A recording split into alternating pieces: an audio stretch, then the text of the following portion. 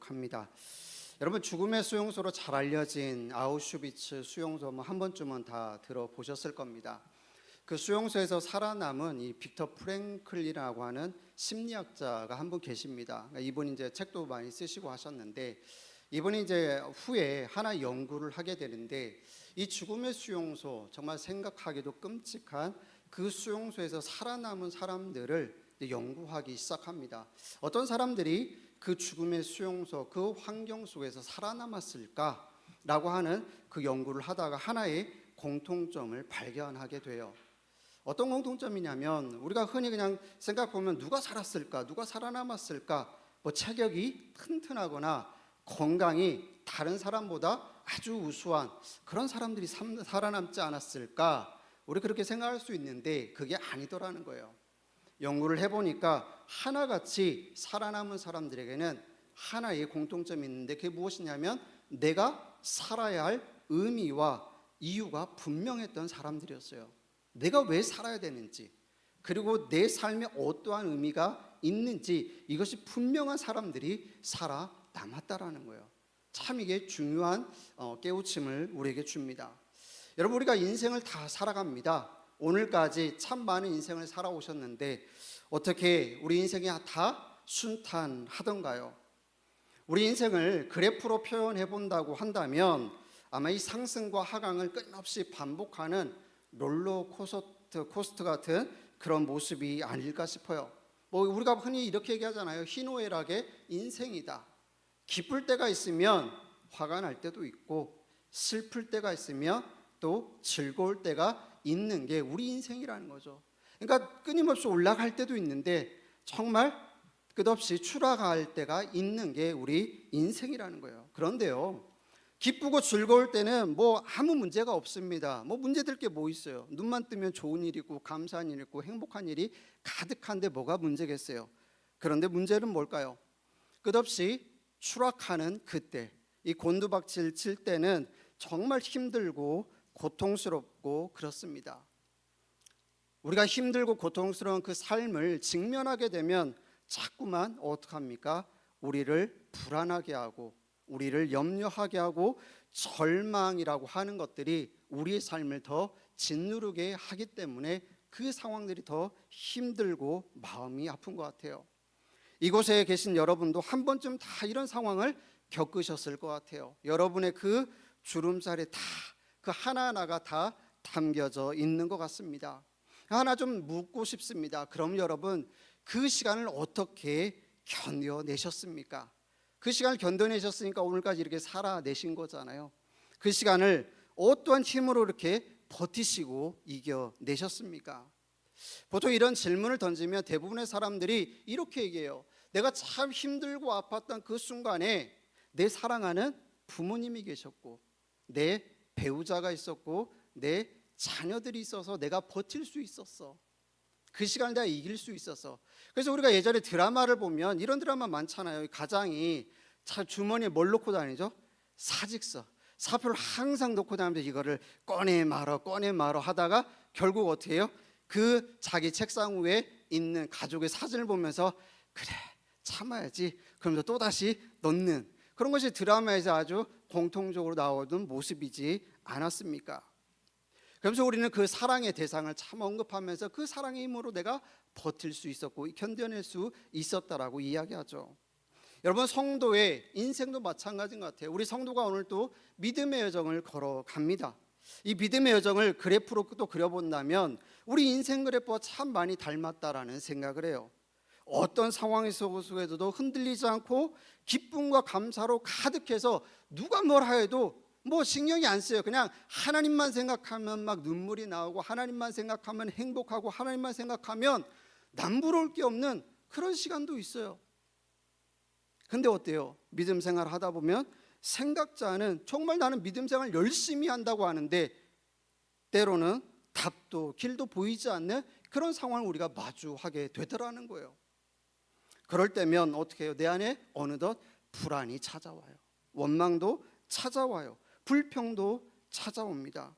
그래서 다 이때쯤이면 성도들이 다 힘들어하면서 우리는 본능적으로 이렇게 내뱉어요. 하나님, 지금 어디 계십니까? 하나님 정말 살아계신 거 맞습니까? 하나님, 저의 이 눈물과 신음을 하나님은 보고 계시나요? 하나님, 내가 이렇게 기도하는데 왜 그렇게 상황 바뀌지 않죠? 왜 똑같죠? 나는 살아계신 하나님을 믿는데 왜 이 믿음 생활 가운데서도 이런 아픔이 있고 이런 힘듦이 있나요? 그래서 마치 하나님이 계시지 않는 것처럼 정말 우리 힘들게 그런 시간들을 보낼 때가 있더라는 얘기예요. 아마 여기에 계신 분들도 다 그런 일을 경험하셨을 거예요. 우리 준회교회가 보니까 1954년도에 창립을 했더라고요. 벌써 72년 이렇게 되어 가네요. 그 상황 속에 제가 연역을 한번 쭉 본 적이 있거든요. 이 교회에 처음 와서 한번 연역을 쭉 봤는데 참 이 교회도 많은 아픔도 있었고 눈물 날 일도 있었겠다 싶은 생각이 들더라고요. 그런 것들 많이 아마 보셨을 거예요. 그러면 또 다시 한번 저는 질문을 드립니다. 여러분, 그 시간을 어떻게 견뎌내셨습니까? 적어도 이 자리에 믿음을 갖고 앉아서 이 노곤한 시간에 예배하겠다고 앉아있는 여러분은 적어도 믿음을 오늘 또 붙잡고 계시는 건데 어떻게 그 믿음을 지키며 그 시간을 이겨내셨습니까? 어떤 힘이 여러분으로 하여금 그 시간을 이기게 하셨나요? 저는 한번 이 질문에 대해서 오늘 주신 말씀을 가지고 생각해 보려고 합니다. 오늘 본문이 기록된 이사야서는 크게 학자들마다 약간 다르지만 공통적으로 동의하는 부분은 크게 두 부분으로 나눕니다. 1장부터 39장까지 그리고 40장 이후로 이렇게 두 부분으로 나누는데요. 1장부터 39장까지를 쭉 읽어보면 하나의 메시지예요. 무엇이냐면 이스라엘의 죄악에 대한 하나님의 심판의 메시지예요. 너희들 그렇게 살지 마라. 너희들 그렇게 살면 안 된다. 끊임없이 하나님이 경고하시고 심판의 메시지를 주세요. 그런데 딱 40장을 펴면요 분위기가 달라져요. 40장을 첫 마디가 뭐냐? 위로하라예요. 히브리어 성경을 보면 위로하라. 즉 40장 이후부터는 이 포로 생활 가운데 있는 이스라엘 백성들을 향한 하나님의 치유와 회복의 메시지예요. 하나님이 위로하세요. 하나님이 너희를 내가 회복시키고 치유하겠다라고 하는 메시지를 주는 거예요. 그러니까 39장과 40장 사이에는요 간극이 있어요.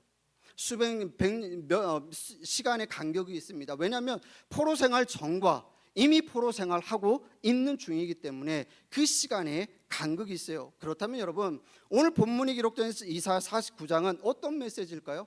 하나님께서 포로 생활 가운데 있는 이스라엘을 회복시키시겠다고 하는 위로와 회복의 메시지가 중심을 이루고 있는 거예요. 그렇다면 여러분 상상 한번 해보시죠. 모든 삶의 터전을 잃어버리고 타국 땅에서 수십 년째 거의 노예와 같은 그런 생활을 하고 있는 이스라엘 백성들에게 어느 날 갑자기 하나님이 말씀하세요. 내가 너희를 치유하고 회복시켜 줄게. 내가 너희를 회복시켜 줄게. 그럼 여러분, 사람이라면, 일반적인 사람이라면 어떤 반응일까요? 땡큐, 땡큐가 하나님 감사합니다. 정말 힘들었는데 하나님이 저에게 이런 메시지를 주시니 정말 감사합니다. 이래야 되는 게 맞죠? 그렇죠? 이래야 되는 게 맞아요. 그런데 그 모든 고통 가운데 있는, 아니 집도 없고 터전도 없고 그냥 타국 땅에서 이렇게 살아가던 이스라엘 백성들의 반응은 정반대였어요.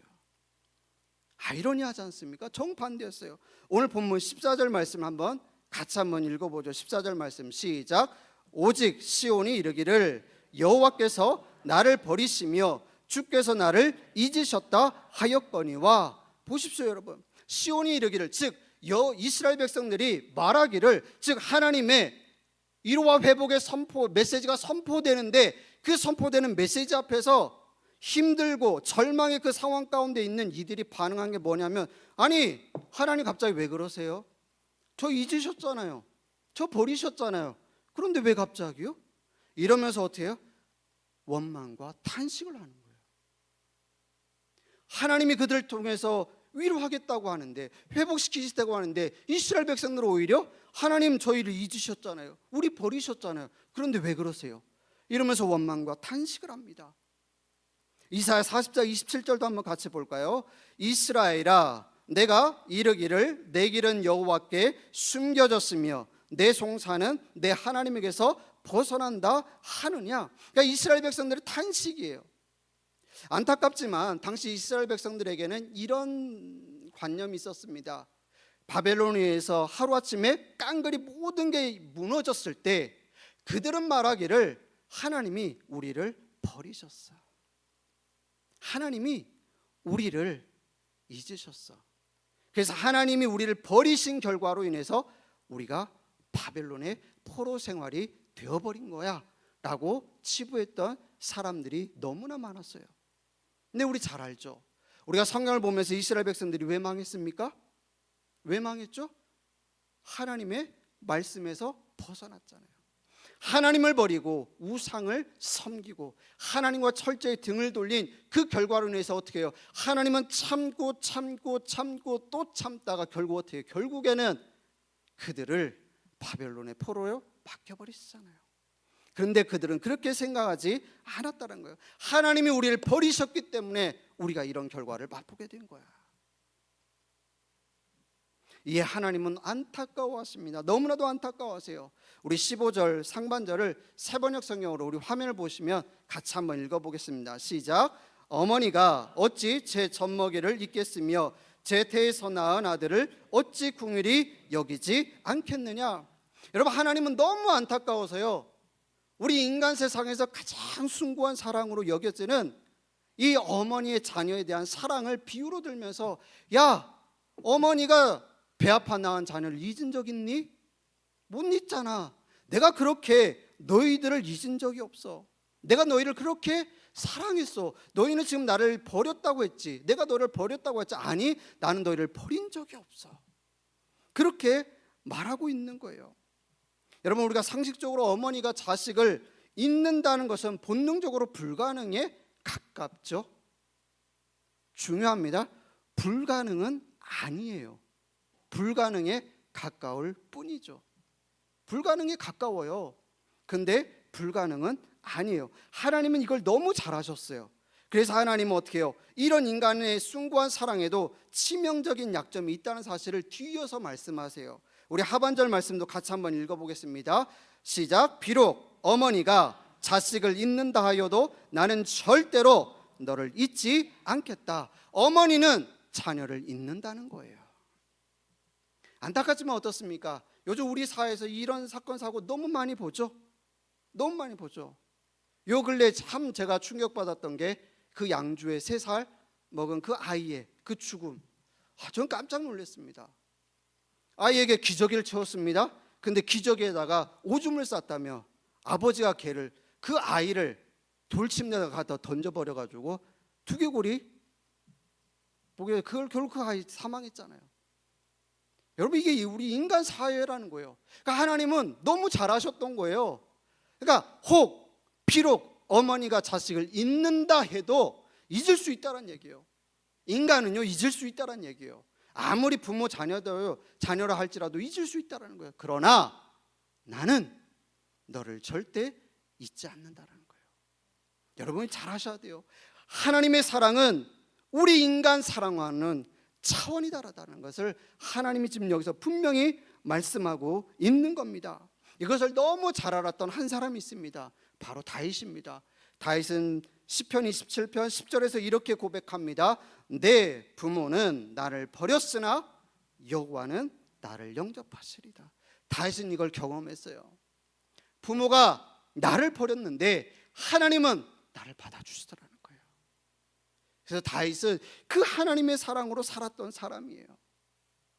하나님은 그 사랑으로 이 이스라엘 백성들을 여전히 사랑하고 있었다라는 거예요. 야, 내 사랑이 이 사랑이야. 너희들 모르지. 이어서 하나님은 이 택한 백성을 향한 당신의 사랑을 정말 구체적으로 말씀하시는데요, 이 말씀을 한 주간 여러분의 숙제를 드릴게요. 한번 이 말씀만 하루 한 번씩 묵상만 해보십시오. 정말 우리 심금을 울리는 말씀이에요. 16절 우리 세번역 성경으로 한번 우리 화면을 보고 같이 읽어보겠습니다. 시작. 보아라 예루살렘아, 내가 내 이름을 내 손바닥에 새겼고 내 성벽을 늘 지켜보고 있다. 여러분, 여기서 참 중요한 단어가 새기다라고 하는 단어예요. 이 색이다라고 하는 히브리어 단어는 하카크라고 하는 단어인데요, 이 단어의 의미는 어떤 의미냐면 파다, 색이다, 쓰다라고 하는 그런 의미예요. 조금 더 구체적으로 설명하면 이거예요. 우리가 돌이나 금속에다가 정을 대고 파내는 것처럼 그렇게 파서 새기는 것, 이것이 바로 하카크라고 하는 단어가 갖고 있는 의미예요. 여러분, 우리가 교회를 지으면 건축하면 뭐가 있죠? 머릿돌 앞에 세우죠. 이 머릿돌에다가 이게 글자 다 파내놨죠. 여러분, 그 파낸 글자가 쉽게 지워지던가요? 아니요, 그 글자는 지워지지 않아요. 수백 년이 지나도요, 그 글자는 선명하게 남아있어요. 그러니까 지금 하나님은, 그 하나님의 사랑이 어떤 사랑이냐면 그 무엇으로도 지워지지 않는, 오랜 시간이 지나도 변함이 없는 그 사랑, 그 사랑이 바로 이 불안과 절망에서 하나님을 원망하며 탄식하던 그 이스라엘을 향한 하나님의 사랑이라고 말씀하는 거예요. 야, 내가 너희를 향한 사랑은 바로 이 사랑이야. 파서 새겨서 그것이 없어지지 않을 정도의 그 사랑이 너희를 향한 나의 사랑이라는 거 너희는 아니? 이렇게 묻는 거예요. 사랑하는 성도 여러분, 세상 그 누구도 감히 흉내조차 낼 수 없는 사랑, 그것이 바로 우리 하나님의 사랑임을 믿으시기 바랍니다. 중요한 것은 이 한결같은 사랑, 변하지 않는 사랑, 변함없는 사랑, 지워지지 않는 이 사랑이 오늘 이곳에 계신 여러분 한 사람 한 사람을 향한 하나님의 사랑임을 기억하기 바랍니다. 오늘 하나님이 이 사랑으로 여러분을 사랑하고 계신다라는 거예요.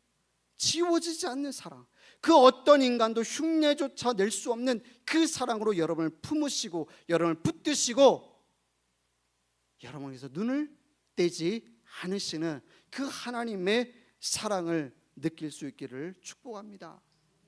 하나님은 여러분의 이름을 쉽게 지워질 먹물로 쓰신 게 아니라 친히 당신의 손바닥에 지워지지 않을 흉터처럼 새기셨어요. 여러분, 지워지지 않을 흉터가 되려면요, 피를 봐야 되지 않아요? 다 파내야 되잖아요. 고통을 감내해야 되잖아요. 그 모든 것들을 하나님이 감수하실 만큼 우리를 사랑하신다라는 거예요. 여러분의 믿음의 여정에서 때론 버림받은 것 같고 하나님이 내게 관심 없으신 것 같다며 하나님의 침묵에 절규하던 그 순간에도요, 하나님은 이 사랑으로 여러분을 붙들고 계셨다라는 것을 여러분 잊지 마십시오. 내 의지로 살아온 것 같죠? 아니요, 천만의 말씀이요. 아닙니다, 여러분. 그래서 우리 성도들이 다 이렇게 고백하잖아요. 김 집사님, 김 권사님, 그때 참 힘들었잖아. 참 힘들었잖아. 근데 우리 다 뭐라고 얘기해요? 지나고 보니까 하나님의 은혜였어. 지나고 보니까 하나님의 은혜였어. 그때는 이해할 수가 없었잖아요. 그때는 왜 하나님 왜 이 방법밖에 없죠? 내가 생각할 때는 이 길도 있는데 왜 꼭 저한테 이렇게? 왜 이러지? 이해가 안 됐어요. 이게 정말 하나님이 내게 주신 길이야? 이해가 될 수가 없었어요. 아니, 오히려 하나님을 향해서 원망하고 싶었죠. 그런데 우리는 다 지나고 나면 어떻게 해요? 그때 하나님이 그 길로 인도하시니까 이런 은혜가 있었구나. 우리 다 그렇게 고백하잖아요. 이게 바로 하나님의 사랑이라는 거예요. 하나님이 그때도 우리를 붙들고 계셨기 때문에 하나님은 우리에게 그 은혜를 베푸셨던 겁니다. 이렇게 하나님은 당신의 손바닥에 새겨진 이름, 영원히 지워지지 않는 여러분의 이름을 오늘도 기억하십니다. 그렇게 여러분 한 주간 어떤 삶을 사셨습니까? 때론 여러분 눈물 흘렸습니까? 아팠습니까? 고통스러웠습니까? 모함 때문에 너무 힘들었습니까? 너무 기뻤습니까? 그 모든 여러분의 삶의 자리를 다 아세요. 다 기억하시고 오늘도 여러분이 이 자리에 어떤 마음으로 오셨는지 다 우리 하나님은 알고 계신다라는 거예요. 그 하나님이 여러분의 하나님 되심을 믿으시기 바랍니다. 여러분, 여기서 우리가 하나 중요한 사실을 발견할 수 있어요. 그렇다면 하나님의 이 깊고도 변함없는 사랑이 어디로부터 나오느냐? 바로 기억하시는 하나님의 성품이에요. 기억하시는 하나님의 성품으로부터 하나님의 이 변함없는 사랑이 나온다라는 거예요.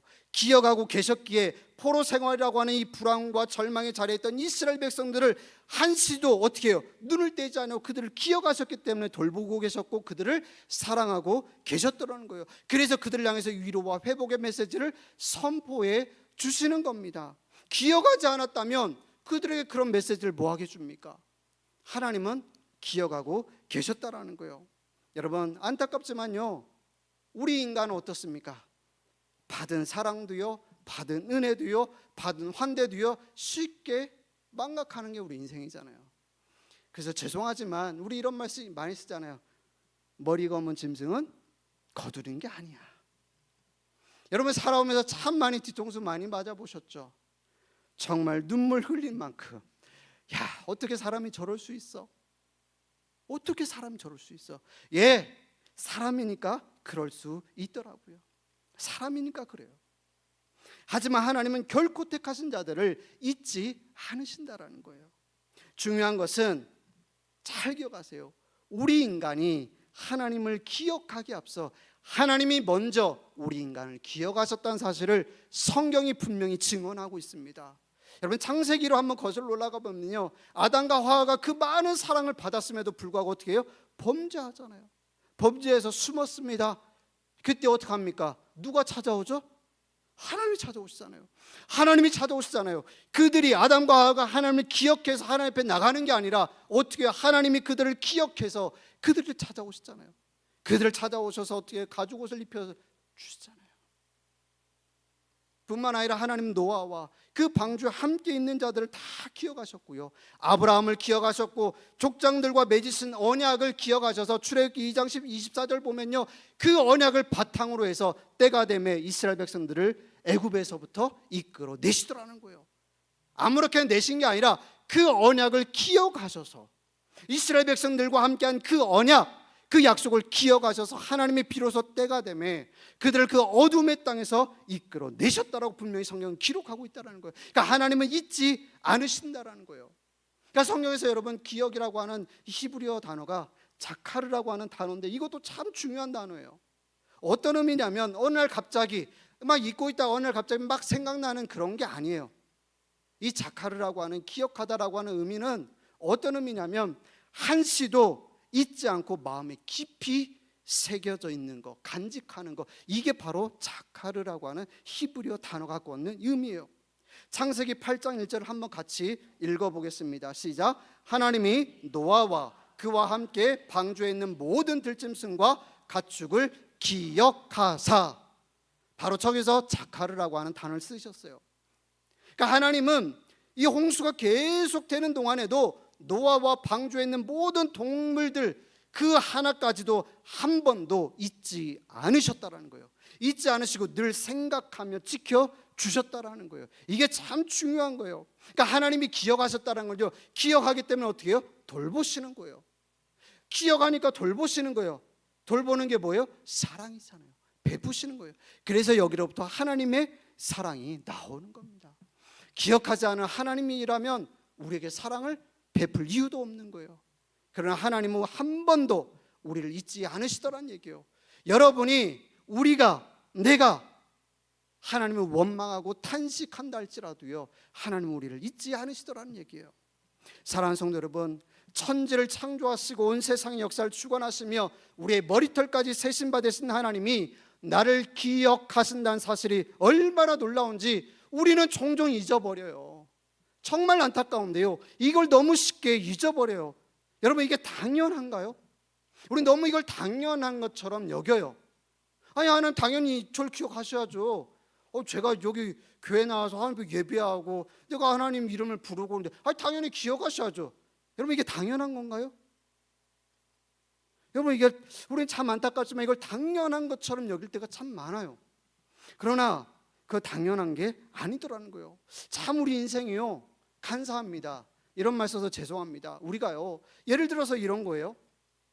정말 어떤 재력가, 어떤 권력이 막 빵빵한 사람이 와가지고 나에게 아는 척하고 내게 손 한 번만 잡아도요, 우리 어떻게 해요? 집에 가가지고 야야야야, 세상에 그 사람이 날 기억하더라. 마치 그 사람의 재력이나 권력이 내 것인 것처럼 우리 그렇게 막 자랑해요. 제가 아주 오래전에 이 아르바이트를 한 적이 있었어요. 군 제대하고 여의도에서 아르바이트를 하다가 큰 편의점에서 아르바이트 하다가 그때 SBS가 그 여의도에 있었거든요. 연예인들이 좀 다녔어요, 그 편의점에. 근데 이제 지금은 뭐 고인이 됐지만 최진실 씨가 한번 온 적이 있었어요. 제가 야간 아르바이트 할 때. 와, 본 적 없으시죠? 저는 봤습니다. 정말 머리가 이만해요. 죄송해요. 진짜 이만해요. 그래서 제가 그걸 보고 나서요, 그거를요 수십 년을 우려먹더라고요. 야, 본 적 있니? 연예인들 머리가 이만해. 이영자 씨도 봤는데 그렇게 안 뚱뚱하더라고요. 진짜 토실토실하지 않아요. 괜찮아. 여러분, 우리가 이래요. 그런데 여러분, 하나 물어보죠. 여러분, 한번 여러분 그 파주역이나 뭐 이런 역에 가가지고 지나다니는 사람들 딱 보면서요, 하나님이 나의 아버지가 되십니다. 천재 창조주 하나님이 나의 모든 것을 하시고요, 나를 키워가세요. 한번 고백 한번 해보시겠어요? 어떤 반응이 있을 것 같으세요? 정신 차리세요. 집에 가서 밥 하세요. 여기서 이러시는 거 아니에요? 사람들이 이렇게 반응할 거예요. 여러분, 이것이 기적이라니까요. 우리는 자꾸 기도할 때마다요, 기적을 바래요. 하나님, 마치 모세에게 베풀었던 그 기적이 막 내일 아침에 저에게도 일어났으면 좋겠습니다. 내일 아침 딱 눈 뜨면 막 우리 집 앞에 막 뭐가 막 있고, 내일 아침에 딱 내가 뭘 하면은 막 30 몇 평짜리 아파트가 막 딱 당첨돼 있고, 막 우리 이런 것만 가지고 막 기도하면서 막 기적을 주십시오 막 이렇게 하는데요, 여러분, 가장 놀라운 기적이 뭔지 아십니까? 하나님이 나를 기억하신다는 사실이에요. 하나님이 티끌과 같은 우리 인생을 기억하신다는 사실이 너무나도 놀라운 사실이에요. 여러분, 사람을 창조하시고 하나님이 이름을 뭐라 짓죠? 아담이라고 짓죠. 이 아담아라고 하는 히브리어 단어 안에는 티끌, 흙이라고 하는 의미가 있는 것 아시죠? 그러니까 우리 인생은 흙이라는 거예요. 우리 인생은 티끌이라는 거예요. 여러분, 물어보겠습니다. 여러분, 지금 눈앞에 티끌이 보이시나요? 어떻게 보이세요? 보이시면 제가 정말 모시겠습니다. 엄청난 시력자로 제가 모시겠습니다. 보이지 않잖아요. 우리 눈에도 티끌은 보이지 않아요. 그런 존재가 우리라는 거예요. 온 우주 속에서 보이지 않을 만큼의 그 티끌 같은 존재가 바로 우리인데, 창조주 하나님이 그런 티끌 같은 나를 오늘 기억하신다는 사실을 여러분 하셔야 됩니다. 그게 기적이에요. 그래서 여러분은 기적의 인생을 살고 있습니다. 그래서 이것을 간증하셔야 돼요. 이것을 우리 자녀손들에게, 야, 내가 기적의 인생을 살고 있어. 너 그거 아니? 야, 너 기적의 인생을 살고 있는 거 아니? 하나님이 너를 기억하고 계신다는 거야. 여러분, 이걸 자랑하세요. 이것을 우리 자녀 손들에게 자랑하세요. 뭘 자랑하시겠습니까? 하나님이 나를 기억한다는 이 사실을 자랑하세요. 이게 기적이야. 너희들 다른 것 필요 없어. 이게 너희들이 간증할 평생의 제목이야. 여러분, 그래서 다윗이 이렇게 고백합니다. 시편 8편 4절 우리 한번 같이 읽어볼까요? 사람이 무엇이기에 주께서 그를 생각하시며 인자가 무엇이기에 주께서 그를 돌보시나이까. 광대한 우주 속에서 이 티끌 같은 우리 인생을 하나님이, 창조주 하나님이 돌보시고 생각하신다는 사실 자체가 다윗으로서는 너무나도 놀랍다는 거예요. 여러분, 이거 가지고 기도하시나요? 매일 저녁에 무릎 꿇고 기도할 때, 하나님, 정말 티끌 같은 나를 오늘 또 기억하심에 정말 감사합니다. 정말 감사합니다. 하나님이 티끌 같은 나, 보이지도 않는 나를 기억하셔서 믿음 주시고 오늘 또 살게 하시니 감사합니다. 여러분, 우리 이런 기도 하나요? 다윗의 또 다른 고백을 볼까요? 103편 14절 시작. 이는 그가 우리의 체질을 아시며 우리가 단지 먼지뿐임을 기억하시미로다. 아멘. 하나님은요, 우리가 먼지라는 사실 너무 잘 아세요. 그러니까 그만큼 우리가 연약하다는 걸 아시는 거예요. 그래서 하나님은 우리를 쉽게 정죄하거나 우리를 쉽게 심판하시거나 우리를 내치시는 분이 아니라는 거예요. 너무나도 우리가 연약하고 나약한 존재라는 걸 아시기 때문에 하나님은 우리를 돌보시고 붙드시고 품어 안으신다라는 거예요.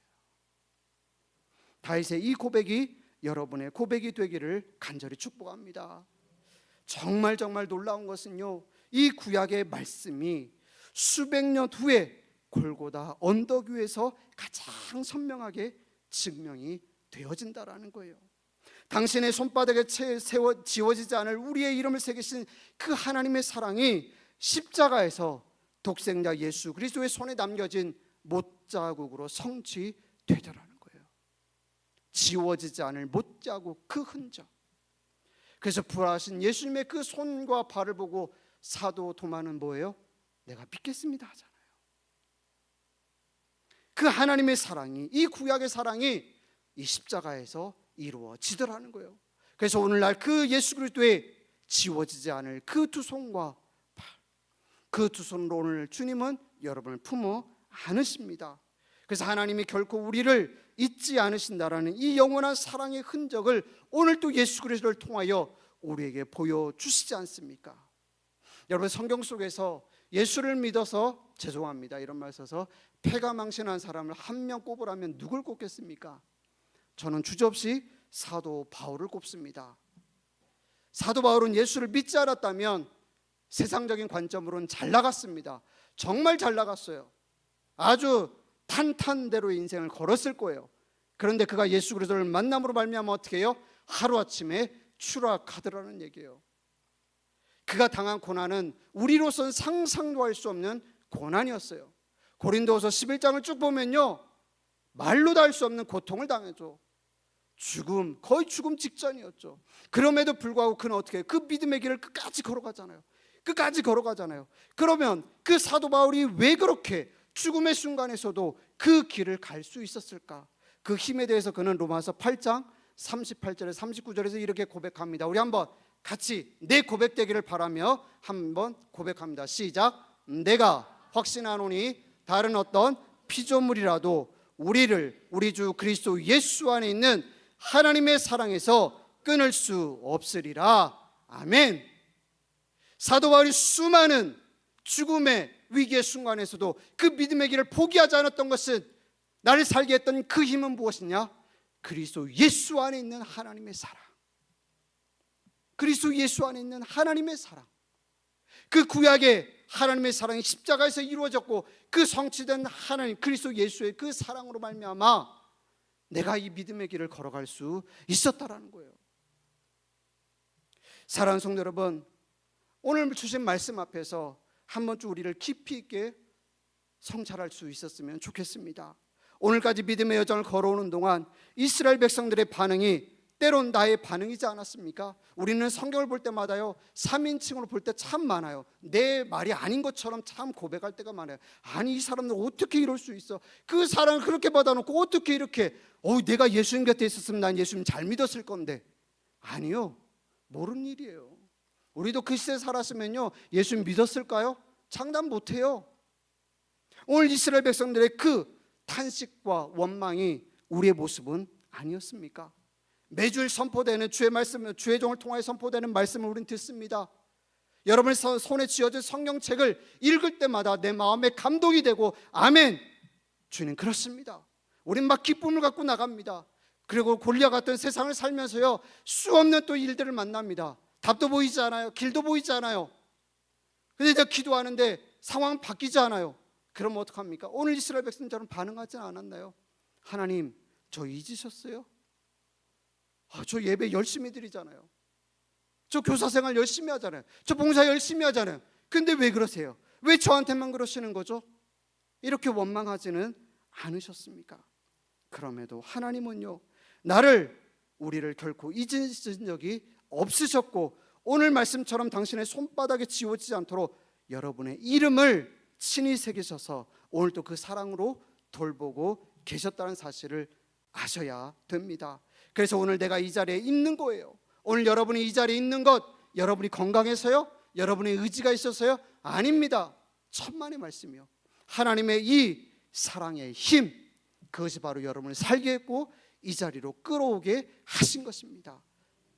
바라기는 그 하나님의 사랑, 그 한결같은 사랑이 오늘 여러분과 여러분의 자녀 손들을 붙들고 계시고 있다는 사실을 잊지 마시고 이제 또다시 세상을 향해 나갈 사랑하는 여러분, 나를 살게 하는 힘, 내 가정과 자녀 손들을 살게 하는 힘은 사람이나 권력, 물질이 아니라 오직 티끌 같은 나를 창조하시고 기억하시는 하나님, 열면 닫을 사람이 없고 닫으면 열 사람이 없는 전능하신 그 하나님의 사랑이 오늘도 나를 붙들고 계심을 잊지 마시고, 이 한 주간 이 골리앗 같은 세상 속에서 승리하는 여러분 모두가 될 수 있기를 여러분의 힘이요 능력이요 위로가 되시는 주 예수 그리스도 이름으로 축원합니다. 아멘. 이제 우리 약할 때 강함 되시는 이 찬양하면서 기도의 자리로 나갑니다.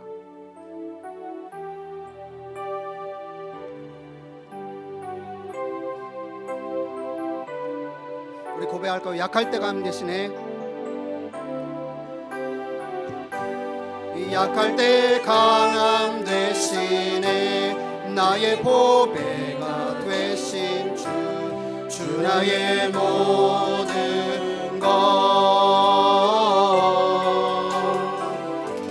주 안에 있는 보물을 나는 포기할 수 없네. 주 나의 모든. 우리 고백할까요? 예수 어린 양,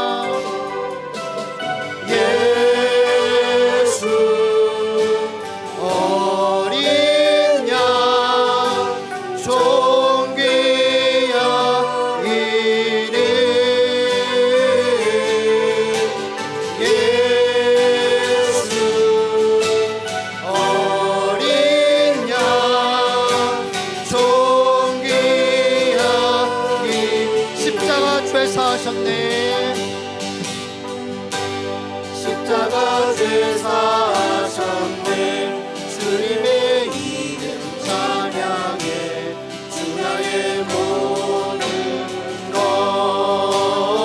쓰러진 나를 세우고 쓰러진 나를 세우고 나의 빈자를 세우네. 주 나의 모든 예수 어린 양,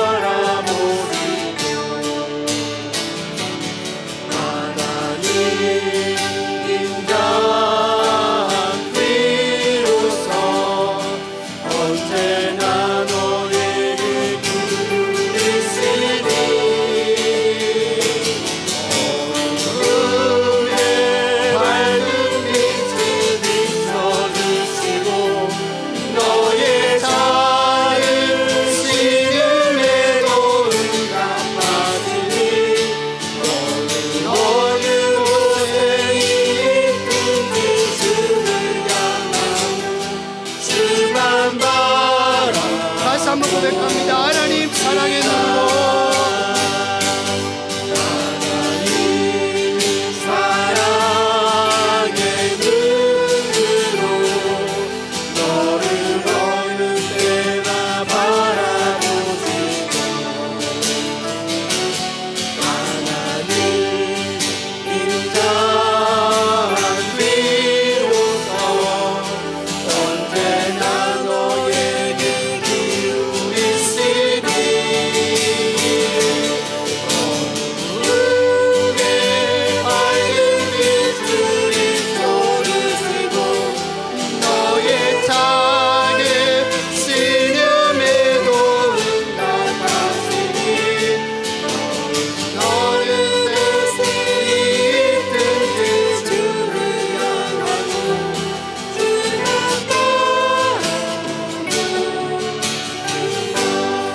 앞에 기도하며 나갈 때 여러분 우리 하나님 앞에 솔직했으면 좋겠습니다.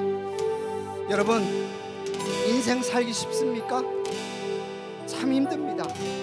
믿음의 여정 가기 쉽습니까? 어렵습니다. 참 많은 아픔과 때로는 생각지 않은 여러 가지 일들로 인해 눈물로 밤을 지새우기를 수없이 하는 게 우리 인생입니다. 이 시간 기도할 때 하나님 정말 주님이 안 계신 것 같고 주님이 내 신음과 내 눈물의 기도를 받지 않으신 것 같은 그 순간에도 주님은 나를 붙들고 계셨습니다. 하나님 이 영원하시고 변함없는 하나님의 사랑으로 오늘 나를 붙들고 계심에 감사합니다. 이 사랑으로 나를 끝까지 붙들어 주옵소서. 이 하나님의 사랑을 사모하는 삶을 내가 살게 하여 주시옵소서. 하나님의 이 사랑이 오늘 나를 살게 하고 내 가정을 살게 하고 우리 자녀 손들을 살게 하는 사랑함을 잊지 않는 우리 가정 되게 하여 주시고 우리 자녀 손들 되게 하여 주시옵소서. 그리고 여러분의 개인의 간절한 소망이 있는 줄 압니다. 이 시간 하나님 앞에 마음껏 기도하며 외쳤으면 좋겠습니다. 그 하나님은 다 들으십니다. 하나님의 때가 될 때 하나님이 응답하실 것입니다. 이 시간 우리 주여 한번 간절히 부르짖고 주님 앞에 기도하며 나갑니다. 함께 기도합니다. 주여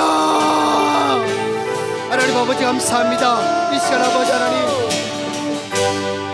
우리를 주님께서 변함없는 그 사랑으로 붙들고 계셨음을 하나님 말씀을 통하여 아버지 우리에게 주시며 감사드립니다. 하나님 정말 이 땅을 살아가는 동안에 참 많이 아팠습니다. 참 많이 눈물 돌렸습니다. 정말 하나님 계신지 않은 것 같고 정말로 눈물로 하루하루 살기를 수없이 반복되었던 그 순간 속에서 하나님 아팠고 괴로웠고 너무나도 고통스러웠던 그 순간들이 있었음을 고백합니다. 그러나 주님은 그 순간에도 나를 붙들고 계셨고 나를 하나님께서 잊지 아니하셨고 나를 기억하셨고 하나님은 여전히 나와 함께 하셨음을 오늘 주신 말씀을 통하여 아버지께 쉽게 하심에 감사드립니다. 오늘도 하나님의 이 사랑이 나를 붙들고 계심에 감사합니다. 이 사랑이 나를 붙들고 계시고 이 사랑이 오늘 내 자녀 손들을 붙들고 계심에 감사합니다. 이 사랑이 내 가정을 붙들고 있음에 감사합니다. 하나님 이 사랑을 사모하는 삶을 살게 하여 주시옵시고 이 사랑을 살게 하여 주옵시고 이 사랑으로 우리 가정이 살게 하시고 이 사랑으로 우리 자녀 손들이 살게 하여 주시옵소서. 하나님 아버지 우리 골리앗 같은 세상을 살아나갈 때 때로는 아플 수 있습니다. 때로 고통스러울 수 있습니다. 때로 정말 눈물 날 수 있습니다. 그래도 우리가 이 믿음의 길을 포기하지 않게 해 주시옵시고 사도 바울의 고백이 우리의 고백이 되게 하여 주시옵소서. 사도 바울의 고백이 우리의 고백이 되어서 하나님 앞에서 정말 하나님이 나를 기억하고 있다는 그 사실이 기적이고 그 사실이 얼마나 놀라운 것인지 그것을 자랑하며 살아가는 우리가 될 수 있도록 하나님 인도하여 주시옵소서. 그래서 이 사랑으로 우리 주의 백성들이 살아갈 수 있도록 하나님 인도하여 주시옵소서.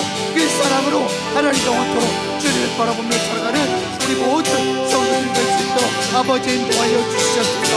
오늘 이 시간 정말 감동할 꿈을 가운데 하나님께 간절히 기도하며 나가는 아버지의 성도들이 아버지 간절한 고백을 기억하여 주시옵시고 그것이 어떤 고백이든 간에 하나님께로 응답하여 주시옵시고 그 고백이 하나님의 때가 되었을 때 하나님 방법대로 이루어질 줄 믿습니다. 하나님께서 이루어질 줄 믿습니다. 아버지 하나님 이 믿음 가지고 이 골리앗 세상을 또 한 번 살아갈 수 있도록 하나님 인도하여 주시옵소서. 아버지 시간 아프고 괴롭고 아버지는 정말 자녀의 문제 가족의 문제 아버지의 육체의 문제로 인하여 힘들고 아파하는 분들 있으니까 하나님께서 친히 찾아가 주시고 위로하여 주시옵시고 아버지 안수하여 주셔서 왕부의 술렁과 치유와 회복을 명하여 주시옵소서. 아버지 그래서 하나님의 치유와 신과 하나님의 회복하심을 모두가 경험할 수 있도록 주여 도우시고 인도하여 주시옵소서. 그래서 아버지 우리가 돌아주이는 이 하나님을 사랑하고 이 하나님을 간직하며 살아갈 수 있게 부족함이 없도록 인도하여 주시옵소서.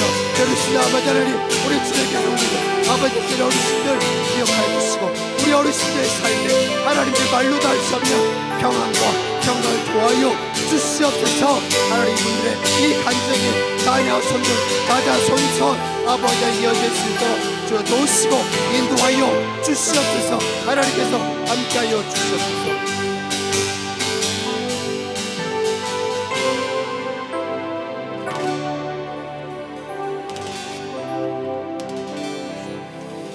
주님 인생을 사는 동안, 좁은 문 좁은 길을 가는 동안 우리가 마주하게 될 숱한 상황 속에서도 나를 살게 하는 힘, 그 힘은 오직 여호와 하나님의 변함없는 사랑임을 잊지 않게 하여 주시옵소서.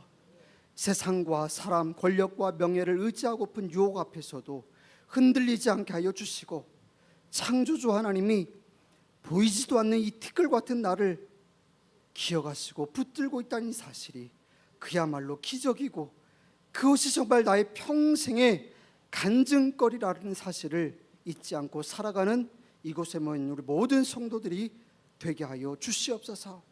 그래서 그 하나님의 사랑이 오늘 내 가정을, 우리의 자녀 손들을 붙들고 있음도 잊지 않게 하여 주시고, 우리 주내 교회의 재단을 붙들고 계신 그 힘이 이 여호와 하나님의 사랑의 힘인 것을 우리 또한 기억하게 하여 주시옵소서. 그래서 우리의 입술에서 주를 향한 감사와 기쁨의 고백이 넘치는 이 한 주간 되도록 복을 더하여 주시옵소서. 감사를 드리며 주 예수 그리스도 이름으로 기도하옵나이다. 아멘.